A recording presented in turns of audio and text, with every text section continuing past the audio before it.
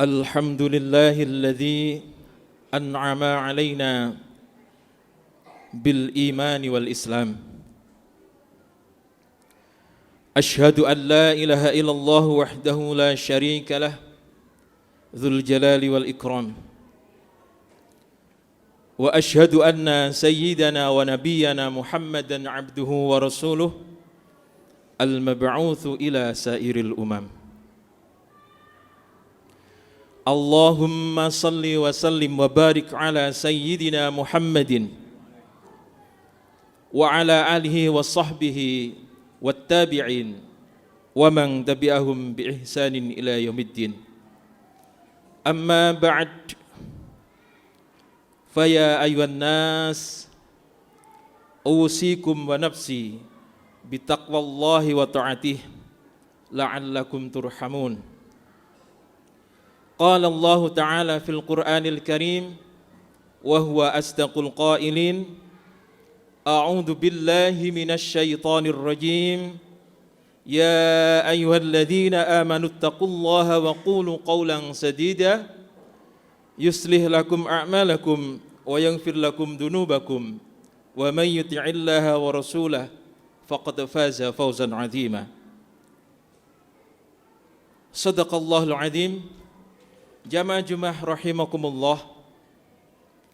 Suatu hari seseorang di antara Bani Israel bertanya kepada Musa alaihi salam, "Wahai Musa, siapakah orang yang paling alim di muka bumi ini?" Kemudian Musa alaihi salam menjawab, "Aku." Para jamaah sekalian, bersebab jawaban yang sedikit menunjukkan kesombongan itulah, kemudian Allah memerintahkan Musa alaihissalam untuk berguru kepada Nabi Khidir alaihissalam, yang kisahnya kemudian diabadikan di dalam Al-Quran surat Al-Kahfi, yang kemungkinan kita sudah sangat familiar dengan cerita tersebut. Lalu pertanyaannya adalah, siapakah yang lebih dekat di hati untuk diteladani?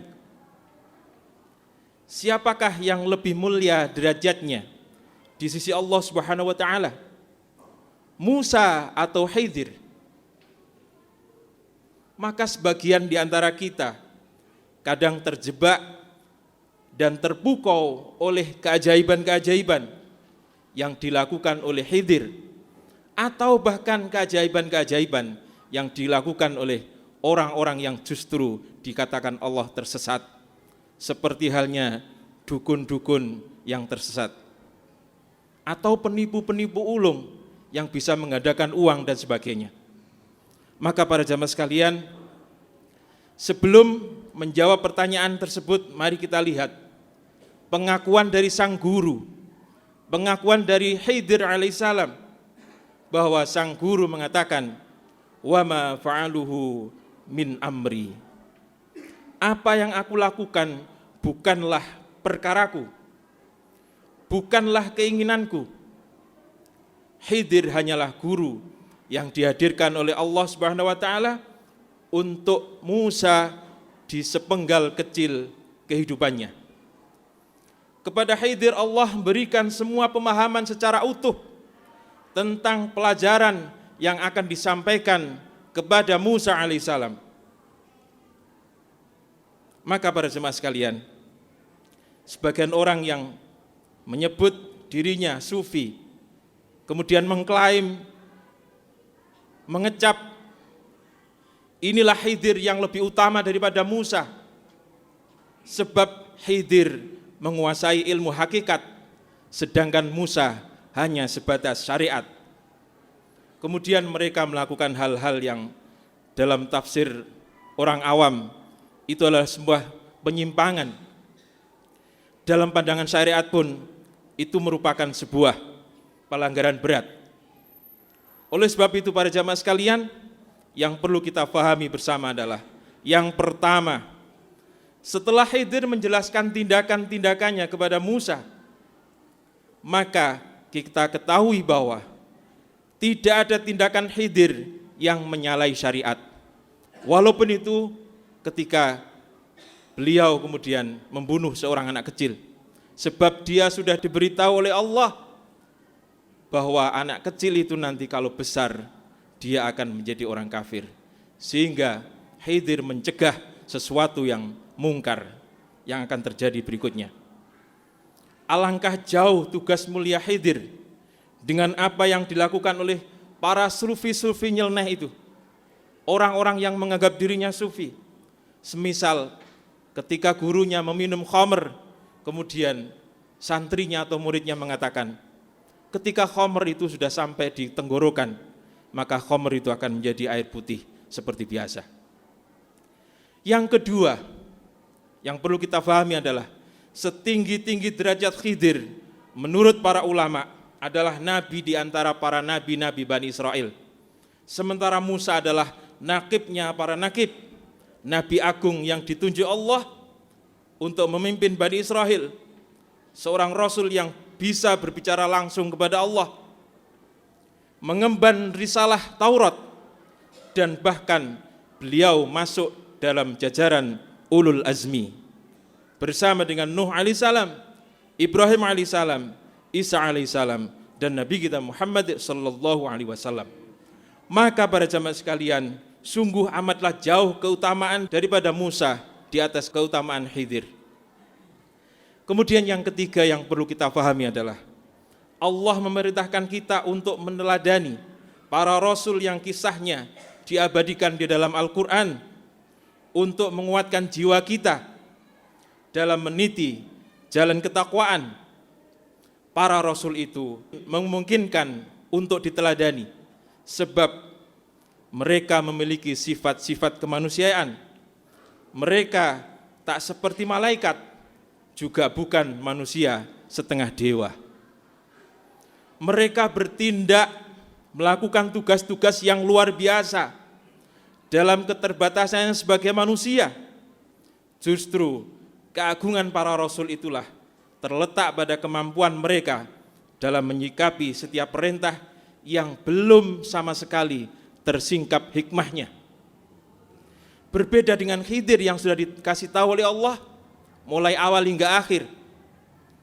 Sekali lagi, Musa lebih tinggi derajatnya daripada Khidir alaihissalam. Para rasul seringkali tak tahu apa yang akan terjadi ketika perintah itu akan dilaksanakan. Tidak tahu apa yang akan menimpa pada dirinya ketika perintah itu akan dilaksanakan atau dijalani. Yang mereka tahu hanyalah ketika mereka menjalankan perintah Allah, maka Allah pasti akan bersama mereka. Para jamaah sekalian, demikian pula Ibrahim alaihissalam. Ia pun tidak pernah tahu ketika ia dititahkan untuk menyembelih putranya yang sedang lucu-lucunya itu, putra yang telah lama dirindukan, yang telah lama dinanti dengan lelehan air mata. Tiba-tiba putra itu disuruh menyembelih. Orang tua mana yang sanggup membuka matanya ketika harus merobek leher putranya? Orang tua mana yang sanggup mengalirkan darah dari leher putranya yang sedari kecil ditimang-timang?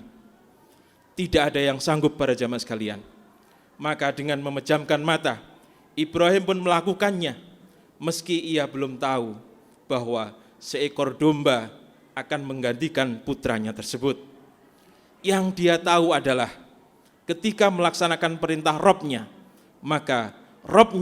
maka Allah akan bersamanya. Jamaah-jamaah sekalian, demikian pula ketika Musa menemui jalan buntu, terhalang Laut Merah, sementara di belakang ada Fir'aun dan tentaranya mengejarnya. Bani Israel yang dipimpinnya sudah riuh tercekam panik. Kita pasti tersusul. Kemudian Musa mengatakan, sekali-kali tidak. Robku bersamaku dan dia akan memberi petunjuk kepadaku. Maka tak lama setelah itu, kemudian Allah memerintahkan Musa untuk memukulkan tongkatnya ke laut. Para jamaah sekalian,